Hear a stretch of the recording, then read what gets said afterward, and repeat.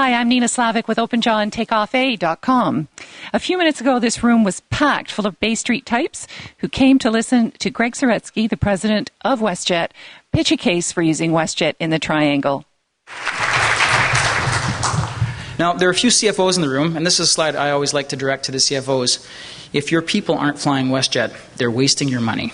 Greg, in listening to your speech today to the Board of Trade here of Toronto, what struck me the most was how completely unapologetic you are about the pricing. Cheaper was a strong message that you were giving to the CFOs, and you weren't giving it in a way that made you think, well, you know, it's something we shouldn't really be talking about, but hey, guys, we are cheaper.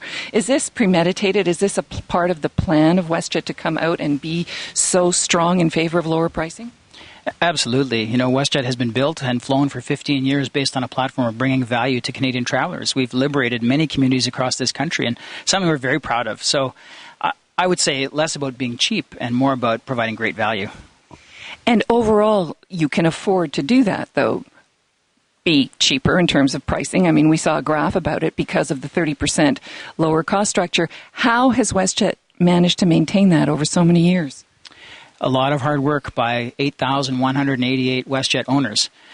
We have a cost structure that is close to 30% cheaper than our major domestic competitor, and it's something that we work at diligently. We've had flat unit costs for 6 years, and that's an environment where airports are building, you know, there's construction projects across the country. We're paying more for a lot of the infrastructure, and so we've done things like use automation in a very smart way. We aren't shackled by union agreements that preclude us from changing staffing levels when we introduce technology, and so self-service has been a big platform for WestJet, and WestJetters have embraced that. Interesting. Where we're vulnerable is in the bleed that happens across the border. This chart shows that there are 1.9 million people, this is as of November last year, reported by the Globe and Mail, 1.9 million Canadians boarding flights at Buffalo. That's 5,200 people a day that are crossing the border to board flights at Buffalo. WestJet last week boarded 7,200 people a day. This is almost the entire amount of people who boarded WestJet are crossing the border to get on flights at Buffalo. Why is that?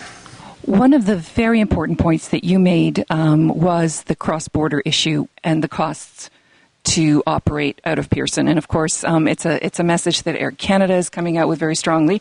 Do you see yourself joining forces with your major competitor in order to put pressure on the government? You know, it's an issue not only for WestJet and Air Canada, but it's an issue for Canadian consumers. It costs a lot more money to fly from Canadian airports.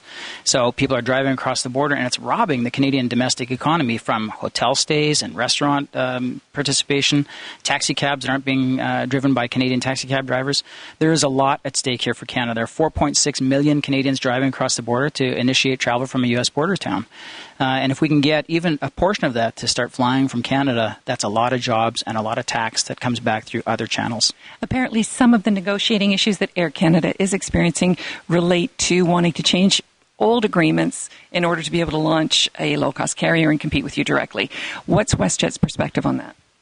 Well, as I said earlier, we have a cost structure that's already 30% lower than Air Canada's, and so I think what they're trying to do is emulate the structure that we have, and that would make them potentially a tougher competitor. But we've never backed away from a fight. We've had lots of those domestically, lots of different carriers, and I think we've got the right cost structure, the right balance sheet, good cash position, and WestJetters are not just employees, they're owners, and so we're prepared to go toe-to-toe. Now, Air Canada has tried it before with Tango.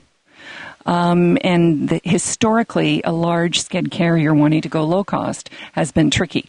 So you probably know more about it than I do. Is it a fairly common thing for a carrier to succeed?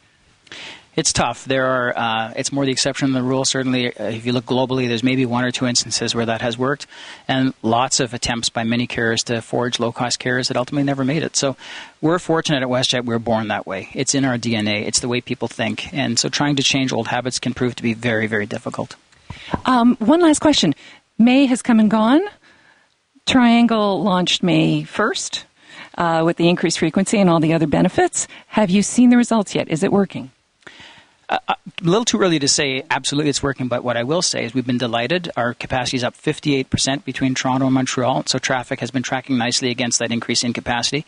Simultaneously at the Island Airport, big increase in capacity, so there are a lot of seats chasing a few guests. what I've been really encouraged by is the amount of trial. We're seeing a lot of first-time flyers on WestJet, and our challenge will be, can we create the stickiness that keeps them coming back? And so before we declare victory, ask me again in 6 months how much stickiness we have, and I'll let you know if we've been successful. All right.